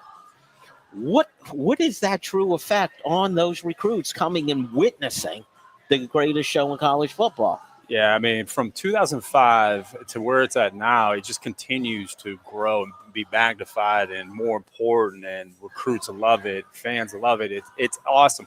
I think I told you last week, me going to other schools after my first stint here, I was spoiled. Right. So I was coaching at Hampton University. Right. And then I get my foot in the door here in recruiting. So, and I see, the whiteout for the first time, 16, when we beat Ohio State and blocked that kick. Oh. I was spoiled. So then I go to Mississippi State, and, everything's, wait till you see the cowbells and all that. And they do that. I'm like, okay, that's real cute. That's it. You got to, they ring the cowbells, and then on the screen, it tells them, hey, you got to be quiet. So you can hear a pin drop so the quarterback can do whatever the heck he wants for, a certain amount of time. Then I go to Virginia Tech, and, again, it's cool, but it's not like a whiteout. again, it's like cute, like compared to a whiteout. So it really cool. But when it comes to the recruiting, it's a huge weekend. I think we have over 150 recruits coming, and I think Coach talked about it in a post-practice conference that, there's multiple top 50 players, multiple top 250 players. All of our commits are going to be there. So it's really important, and I don't think people understand the logistics that go behind that. From the invite alone, you should see some of these cool invites that the creative put together. It's like a golden ticket, like foil. I mean, it looked really cool to come to your house. You got to bring one of those. I will. Next week when. I will. It's day awesome. Before the game. I think everyone would love to see that. So you can only invite so many kids. Yeah, I was going to say you've got to manage that for this game. You got to manage that, and so. These aren't players that, you're just being nice to bring them into a game. These are players that we want, and I'll go over that list a little bit next week when we have the show, but you have to take care of them, right? But the show, the whiteout really kind of takes care of itself. Yeah. Right. That's what they're coming there for. So, there are logistics though, when people coming in and they're here all day, you have to have enough staff members to take care of them. Everybody has to be on the same page. Where is everybody? Making sure you're staying on time, and the recruit and the parents getting places efficiently. So there's a ton that goes into it. But at the end of the day, it's the whiteout game, and that sells itself. Well, and that's part of the logistics, the infrastructure that we talked about earlier, just having the people to handle this kind of event. But it was always fascinating to me, and it's been going on for years now, Chris. How often do you see the Penn State recruit who commits, and he's always asked, what was it that made you decide on Penn State? I knew when I went to the whiteout game. Oh, big time. Yeah. And it's a differentiator. That's how we close. Yeah. We just did a little spoof with our players that were walking in the building the other day, and we just asked each player, "Hey, what was your favorite moment as a recruit?" They all said the whiteout, right? That's our favorite game, and so it has a huge impact on our recruitment. And sometimes you get a lot of guys that will pop and they'll commit right after this game, or they'll commit, they meet with coach prior to the game. And so it just has that effect. To going all the way back to what Chris said at the beginning of the show, like there's not a lot of places that has the infrastructure from a town like this, from a community. And then now you combine that with the recruits, and they're going to see that. And it's a 7:30 game, like all day tailgating. There's no better place than this tailgate scene. And I've been to all of them. Right, there's no better place than this tailgate scene, because everything's just plopped down right there, and you're seeing everybody start pulling in on Wednesday nights, and recruits feel that, parents feel that, right? This game, it has huge implications when it comes to recruiting. Do you know what Brandon Noble told me? He said, and he played in the Rose Bowl, he was MVP of the Fiesta Bowl, played the biggest games, played in the NFL. Do you know what his best memory as a Penn State football player is? It was his first bus ride from Top Trees to the game, and seeing the tailgate fields just packed with all those fans cheering the team on. He was from Tidewater area, Virginia. Yeah. Recruiting was very different back then, by the way. Like you did not get the royal treatment, and really especially not growing up. He born in California, comes to Virginia, not super aware of Penn State and what it was all about. He came up for his recruiting visit during winter break. That was his first exposure to what this is all about. And he said it left an impression on him that was never equaled by anything else. And you'd be shocked the number of other guys I've talked to who said the same thing. That bus ride, the first time, you're looking out the window and you just see that sea of tents and RVs that goes as far as the eye can see. You realize, this is different. It's different and it's special. And you do understand you're talking to a professional tailgater here. Okay. Just so, I know. So you are aware. I know. And my buddy was texting me about, the number of folks that we have committed to our tailgate for next week. It's incredible. Yeah, you're out in the sticks too. I guess I say the sticks because when I was driving back on the golf cart the other day after the game, I see you, and I'm never really out that far. But that's a pretty cool area, those tailgates out there that are kind of further out by the hospital. Yeah, well, where you bumped into me, we were right down the road from Chris's tailgate. He's right there with an RV and the crowd there and the drinking games and the. Am I allowed to say that? Absolutely, yes, of course. Come one, come all. I'm watching in awe of this, and it was so coordinated and organized. It's like, Jim, could you hold on a second? Yeah, I got to take care of something. Well, it's got flip cup on the hour, Jim. Yeah, just put it at just put it at the top of the hour, and you're good to go. I'm over there talking to Chris, and he just says, Jim, you got to hold. All of a sudden, all these people show up, and they're playing this drinking game. They're flipping cups and drinking, and I'm like, I'm just in awe. You know, it was so impressive and so choreographed and exceptional. And your wife was right there. She's a gamer. Oh, yeah, absolutely. She is an asset to our team's fortunes. There's no question about it. How do you pick a spouse in State College? Well, let me see. How are you doing in this drinking game, honey? Anyway, she's a Penn Stater through and through. I'll tell you what, as long as we're doing shout outs, I got to throw out a shout out. I just met Big Al here at Buffalo Wild Wings before we started. He was getting ready to drive out. I told him where we would be on the radio, and I said we would say hello to Big Al. Shouts to Big Al. Big Al. Well, he introduced himself as Alan, and I said, you got to be a Big Al, right? Oh, yeah. In fact, that's my email address and all that. You can't be named Alan without being called Big Al. Anyway, all right. I digress, obviously. Are we yes, I think it's time for us to run to a break here, Chris. What do you think? Let's go for it. Sure. All right. That's it. We will be back with one more segment from the Friday Football Frenzy right after this break. WFXS, once again. The Fox, your sports radio. Broadcasting live, loud and proud from Central PA's Sports Authority. WFXS America. 98.7, The Fox, State College. Happy Valley United is the NIL collective that serves all 31 sports and over 850 student athletes at Penn State. These opportunities allow student athletes to engage with charitable causes and participate in business engagements to build their brands while making a positive impact. The collective connects fans, alumni, businesses, and charities with student athletes harnessing the power of Nittany Nation. Go to happyvalleyunited.com to connect with your favorite Nittany Lion team. Whether a department outing, entertaining your clients, or reconnecting with your family and friends, let Revel XP take the hassle out of tailgating. Simply show up and immerse yourself in the tailgating experience. Full service includes bellhops helping upon arrival and tear down when you're ready to leave. Revel XP elevates your tailgate.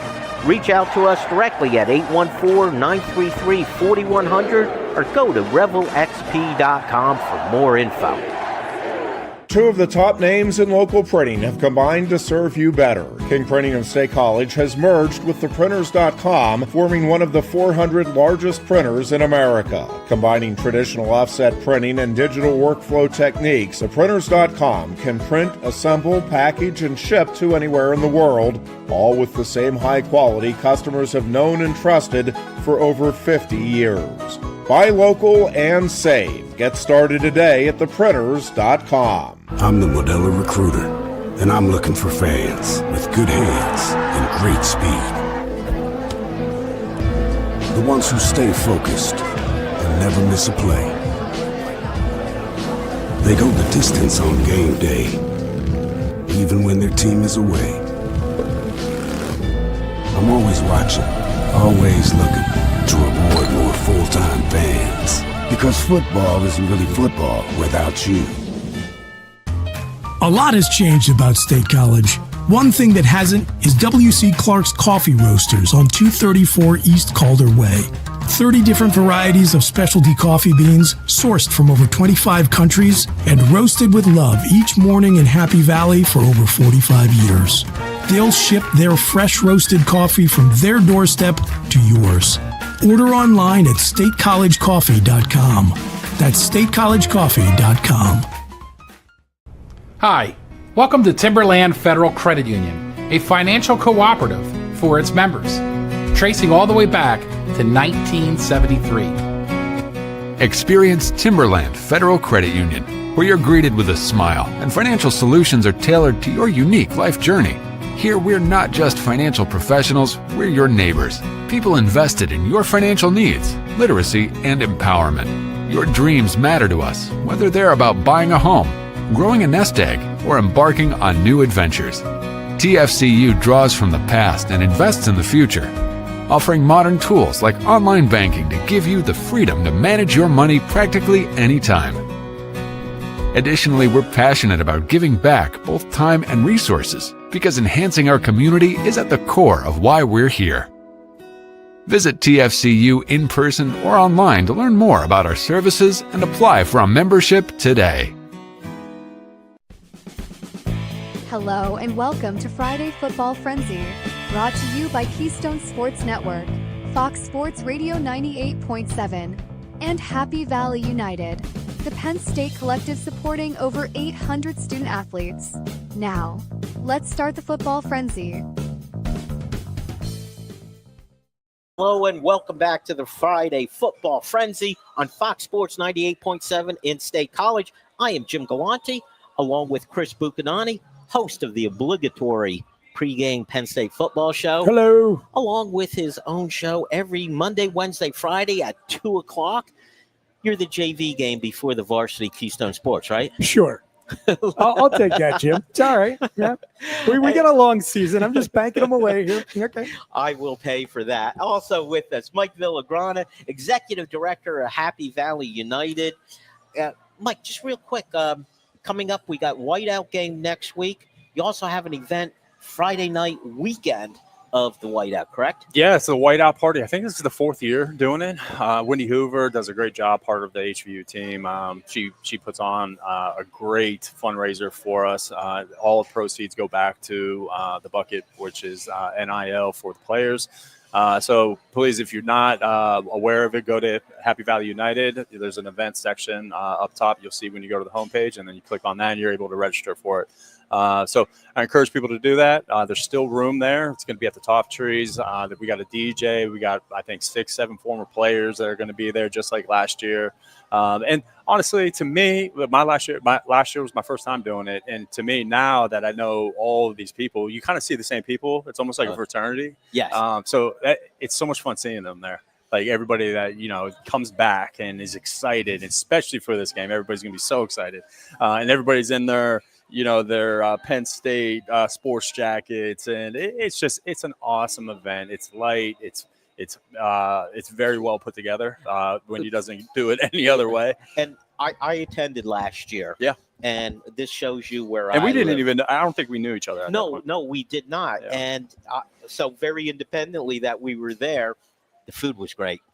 So just say, but yeah, food's great. But you know what? That's really kind of to me, the last on the priority list there. It's the people that are there. It's about fundraising.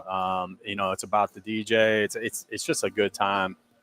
It's also about the food. Yeah, food's good though. Yeah, no, you're right. Food is good. Do you know what was really fun last year was the signed footballs that they would auction off. And the best part was Trace.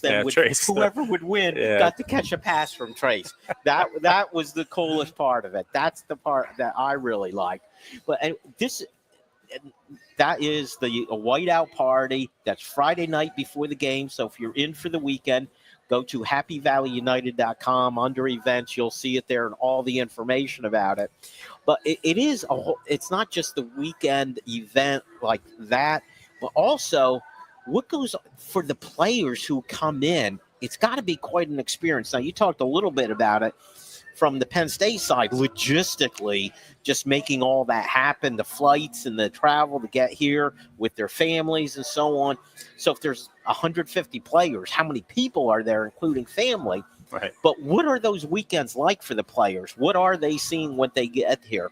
Yeah, we always talk about, all right, when we have these players here, what can we do to maximize their time here? It's a little different for a game, let alone the Whiteout game versus, they're coming to a spring practice. You have more time to do things and show them around.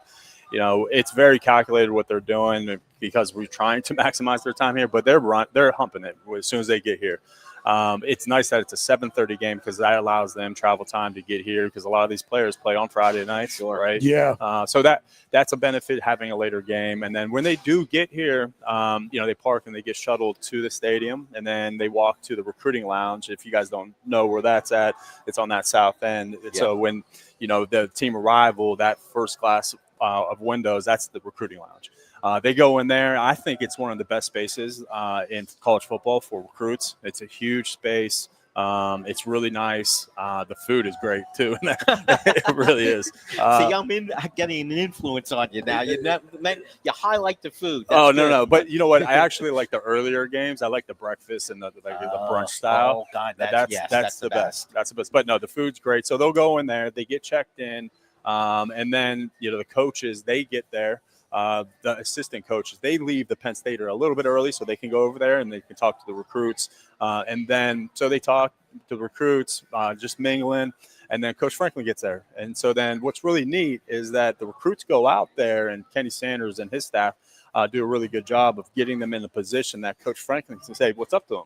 So Coach Franklin, after that long team arrival, the first people that he sees before he goes in the South Tunnel is those recruits. And he daps them all up.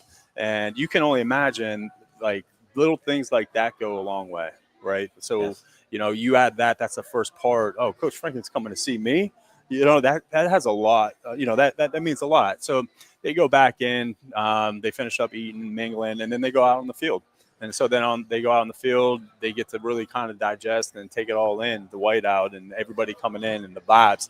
Vibes is going to be very different when they walk out on that field, even though it's pregame, than when it was Nevada. There's going to be electricity. You guys know. Yeah, no it's question. Night game, whiteout, Oregon. It's going to be electric. Well, just watch the students, Chris, lined up to get in and be in that first row compared to with Nevada. The student section, it'll get filled in by maybe the second quarter. The stadium fills up early for whiteout games, too. So you get that atmosphere for probably a good hour leading up to kickoff time. I think from a recruiting standpoint, I thought that was the biggest difference. I thought that really differentiated us from other schools. And I think anytime I was in my recruiting process, I wasn't a good player. But anytime I'm going to another place, I'm looking at that students. Because that's support, right? You want that support, that backing, and it means football means something here. Yeah. That student section is amazing. 20,000 plus. It is amazing. And they just don't do the wave, right? A lot of people, they'll do the wave. Okay, that's cute. But they do all kinds of things. All kinds of things. And it's really neat to see them coordinate, especially, I remember one time sitting next to Justin Fields' mom, his stepmom. And, it was kind of a dead time, I think, between quarters. And it was just kind of just sitting there. And then they started this whole thing. Or I don't forget what they were doing, but it was really coordinated in student section. She's like, that is awesome that they do that. This is one of the best student sections that I've seen. Now, we didn't get Justin, but it does. It resonates with those families and the kids. He was committed at one point, wasn't he, to Penn State before moving on? I think he decommitted after his last visit, so you can blame that one on me. I picked him up and I brought him over to the breakfast at the corner room, and so they decommitted. So I'm glad Coach brought me back. But I suspect there were other issues going on for his move on. Quite possibly, yes. That's just my conjecture, not based on any facts or any information that he was one of my favorite recruits, by the way. One of my favorites. Oh, really? One of my favorites. Yeah. Good guy. Oh, great kid. How the world would have been different. If my grandma had wheels, she'd be a wagon. I am so happy that was the analogy you used and not another very popular one. I'm an old pro, Jim. I know what I can get away with on podcasts versus FCC regulated airwaves. So one thing I'm curious about, Mike, is, first of all, I think sometimes people lose track of the logistics that are difficult for us as fans. Those are really some of the same challenges that the staff deals with in getting recruits and their families here. Because you're talking about they're playing high school football on a Friday night, and then they've got to get to Happy Valley. There's traffic. There's hotel issues. There's just the hustle and bustle on campus. Airports. Yes, absolutely. Yeah. You're talking about getting the recruits to the recruiting lounge, which is in Beaver Stadium.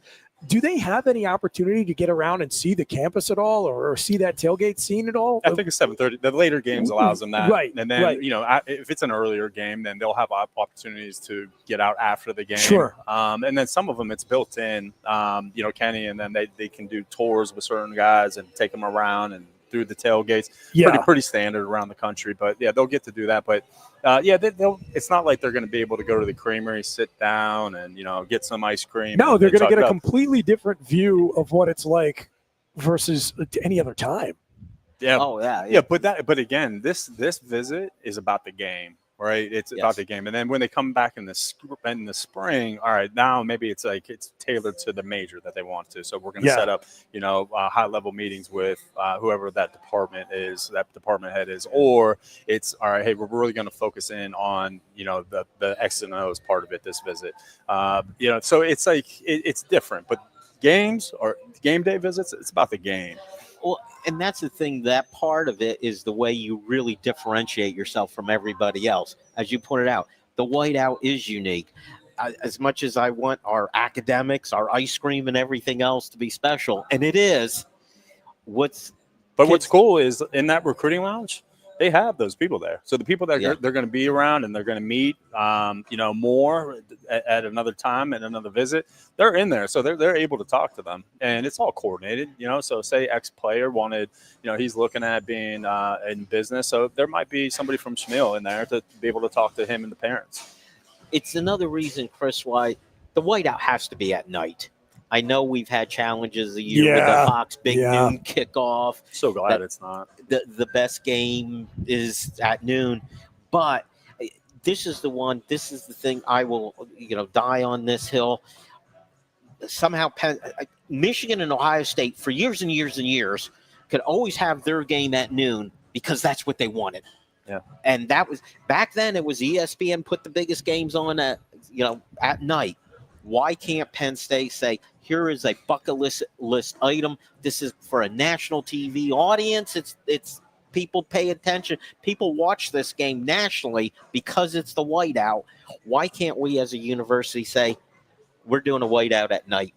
Well, I do think to some extent, Jim, the answer is conference expansion, which has introduced all kinds of complications into the sport, including, not to get too far afield, but I encourage everyone to go out and Google Cal Berkeley's schedule and imagine the disaster we are going to have if there's a 12-0 Cal team that's beaten exactly no one, mucking up the playoff picture in November. But one of the advantages is that you were really stuck on Cal today.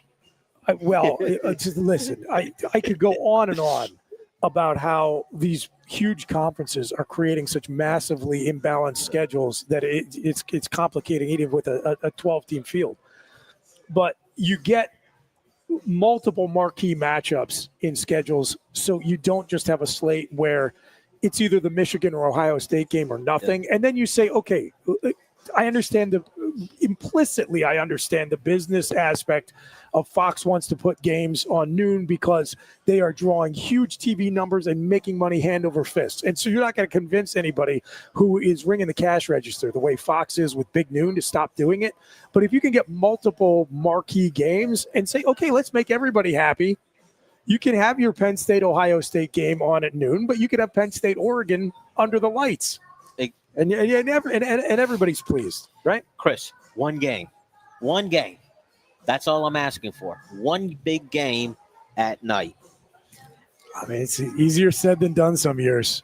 And I am going to keep and just like going back to what we were saying about the way college sports are changing, let me tell you how little people who want to be entertained by the sport want to hear about labor law and state statutes and NCAA regulations. They also don't want to hear about the business model of broadcast television. And yet here we are. We're at the mercy of these forces. We are. We have to talk about it. But the fact is, we've been hearing, Mike, for years, this is the ruination of college football. I will tell you, despite transfer portal, despite NIL, despite what I think is the biggest change, which is this realignment of conferences, West Coast teams in the ACC and in the Big Ten, despite all of that, come 7:30 Saturday night, I don't care. Yeah, nobody cares. Yeah, nobody cares. And nobody cares what we did at the first 3 games either. Doesn't matter, right? Like, it doesn't matter. Everything is Oregon, right? And that's all that matters. Doesn't matter that the offensive line didn't look great one game or the defense didn't look great one game. It doesn't matter. It's all about that whiteout in Oregon. In 2023, Michigan struggled to get by Bowling Green, and J.J. McCarthy threw 3 picks. Do you think there are any Michigan fans who are still hung up on that right now? There's probably a couple, believe it or not. Well, actually, now probably there are some fans who are like, "How were we not more prepared for Bowling Green, given what we know about the advantages we had going into that game?" But other than that, I don't think they're worried about it. You are exactly right, and we talked about that. And Chris, you mentioned earlier the whiteout game in 2005, and this might be the biggest game since then in 20 years. That's how critical it is. I even say, and I know this is the last thing you want to hear, but the other big game in Columbus, you buy yourself such a margin of error if you beat Oregon. Yeah, no, I agree. But that's not the 1-0 mentality, Jim. Fortunately, we're not inside. We're not inside. Jim the building. is not a 1-0 guy. Yeah. Jim is the opposite of 1-0. Whatever the opposite of it is, that's what Jim. I look at, and poor Mike has to listen to me say, "Yes, I know, James, your boss is saying 1-0, 1-0, 1-0," but that's not true, is it, Mike? No, I'm trying to think. Maybe you're like a 14-0 guy. Like you want to just think of the whole thing right away. You just jump all over. I'm a big picture guy. I so deeply respect as a football fan and value as a Penn State alum the importance of program culture and the 1-0 mentality and the extent to which James gets 18 to 22-year-olds who are now making lots of money to buy into it. But I think, Jim, the advantage that we bring is that, as you know, I was about to use the word journalists, but let's be honest. Let's not do that. as media personalities, is that we can give a little bit more of a big picture look at things, and there is no question that the caliber of opponent and kind of the way things have played out this season with the way Oregon is ranked and perceived, getting this dub does extend you the luxury of an increased number of paths to the postseason. And as we saw last year, once you get there, everything resets, and it's really about 1-0 because there's no tomorrow. Right. But what it also does is it resets the whole national mindset, that can't win a big game, the top 5 team. All of that goes away with the win. But, Mike, I find it fascinating. I know it's about winning the game. It's about the game. But the whiteout has become so big itself for a national audience, it's almost like they're not going they tune the TV in not to see a game. They're there to see the whiteout. Yeah, and to me, my recruiting background, I love that. Right? You can use that all year round. Is like pictures and pamphlets and videos of the whiteout, and we have some really cool videos that we show every single recruit that comes through that building. That it features part of the whiteout because they're not going to see that at any other school that they go to. So yeah, I'm right with you. And every list, every website, every cutout, even on networks that don't carry Big Ten games, you're going to get free advertising because they're going to use a clip of the crowd at the whiteout. Yep. Oh, it has to be. And that's why, I told you one of my favorite moments is Michigan calling timeout before their first play. You're on the sideline. You're talking about what you're going to do. You go on and you can't get the play off. That's a visual. I'm sure it's part of your highlights. So worst way to start a game, right? Like the absolute worst way, just to get that crowd juiced up that much more for the next play. Hey, talk about a mindset going in. All right, we're hitting the home stretch here, Chris. What did we miss? What did I not bring up today? We had 2 hours, and I still feel like I missed things. Well, here's a theme I just want to keep coming back to every time we do this show. I'm listening to Mike talk about the impression that the student section makes on recruits and their families. What is happening there in the student section, 20,000 strong. So like half the undergraduate student body is inside Beaver Stadium 7 times a season.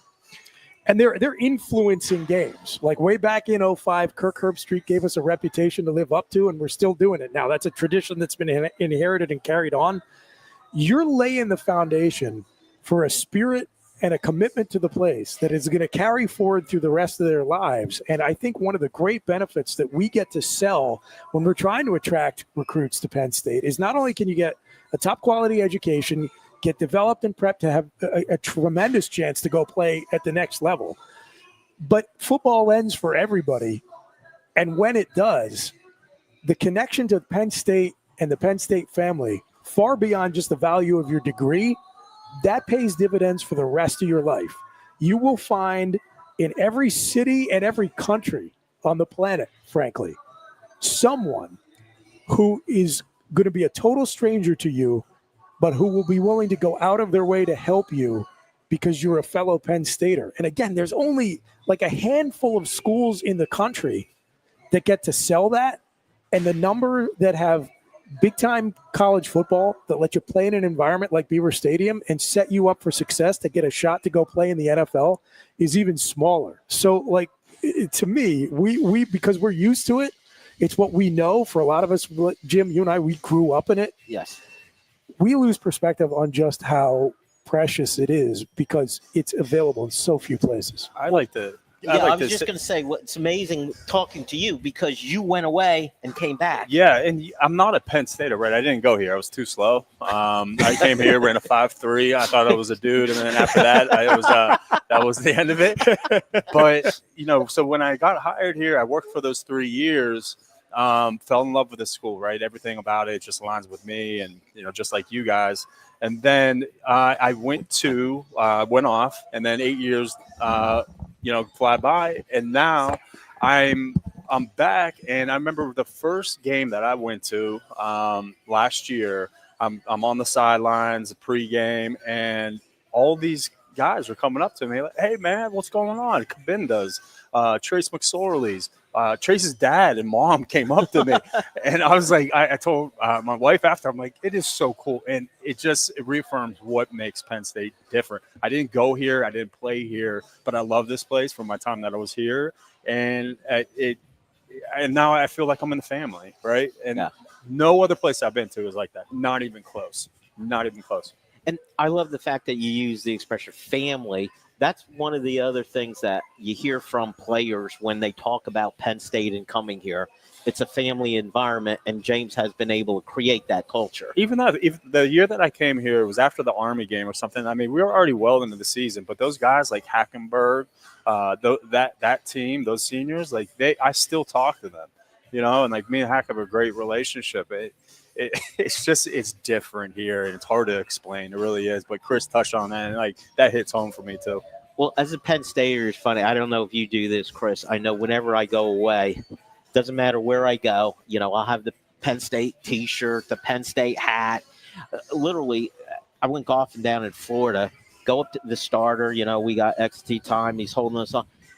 It's a football conversation starts because I hit a fellow Penn Stater. Literally, the group in front of us, I think they're on the second green, and we haven't gone off yet. And my playing partner said, maybe we should hit. and hey, that's just the way it works here. And no matter where you go, you're going to bump into the Penn Stater. All right, guys, unfortunately, our 2 hours is up. Chris Buchanani from the obligatory pregame show. Thank you, sir. My pleasure. Appreciate it.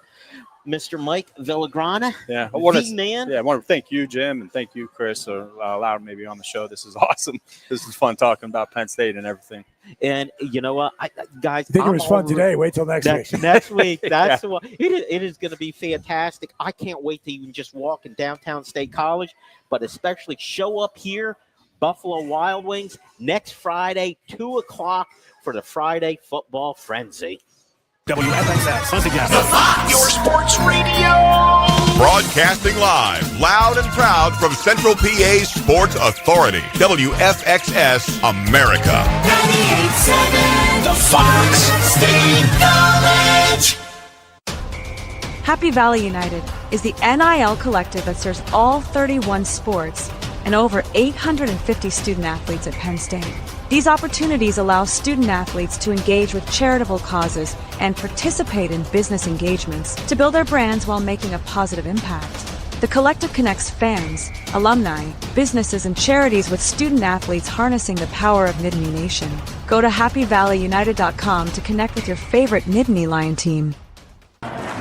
Whether a department outing, entertaining your clients, or reconnecting with your family and friends, let Revel XP take the hassle out of tailgating.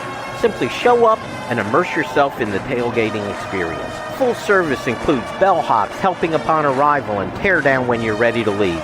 Revel XP elevates your tailgate. Reach out to us directly at 814-933-4100 or go to revelxp.com for more info.